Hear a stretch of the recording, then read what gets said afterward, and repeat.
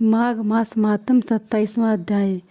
पथिक ब्राह्मण ने उत्सुकतापूर्वक प्रेत से आग्रह किया कि वह सारस के वचन उसे सुनाए। प्रेत बोला, हे ब्राह्मण, इसी पर्वत खंड के मध्य गुही नामक एक नदी बहती है। वह एक पहाड़ी नदी है। उसमें अथाह जल है तथा उसका जल अत्यंत निर्मल है। उस नदी के दोनों किनारों पर जामुन के अनेक आकर्षक पेड़ हैं तथा उसके किनारों पर हाथियों के झुंड विचरण करते रहते हैं।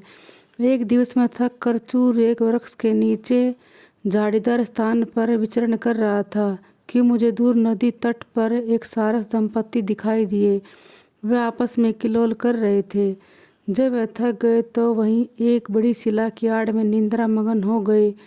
जिसमें वे निंद्रा से मगन थे, एक लाल मुख वाला विशाल बंदर अपनी पूंछ फटकारता हुआ उधर से निकला।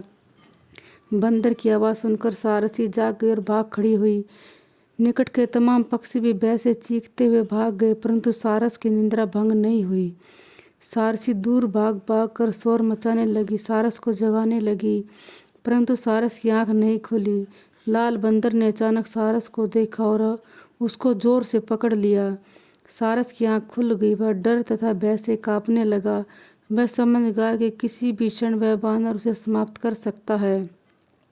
वह सारस वस्तुतः पूर्व जन्म में उच्च योनि में ब्राह्मण कुल में उत्पन्न हुआ था तथा वह बंदर भी उच्च राज्य कुल में उत्पन्न हुआ था। वह विधि का विधान तथा कर्म फल था कि पिछली योनि में उच्च कुल में उत्पन्न आत्माओं ने इस योनि में सारस तथा बंदर के रूप में जन्म लिया था तथा उनका मिलाप संयोगवश था इस विचित्र परिस्थिति में हुआ था। सारस ने कहा, हे वानर, तू पिछली योनि में विंध्याचल परमेश्वर था तथा मैं तेरा कुल गुरु था।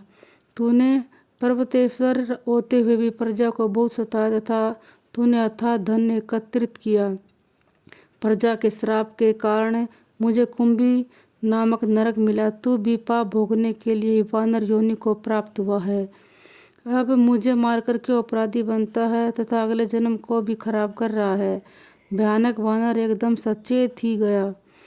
उसने सारस को अपने बंधन से मुक्त कर दिया और बोला, हे सारस, यदि तू सत्य बोलता तो स्पष्ट बतला कि क्या कारण है कि तुझे ब्राह्मण कुल में उत्पन्न होने के पश्चात भी इस जन्म में सारस योनि को प्राप्त हुआ है। बोले कृष्ण भगवान की जय। उमापति महादेव की जय। 27वां अध्याय समाप्त।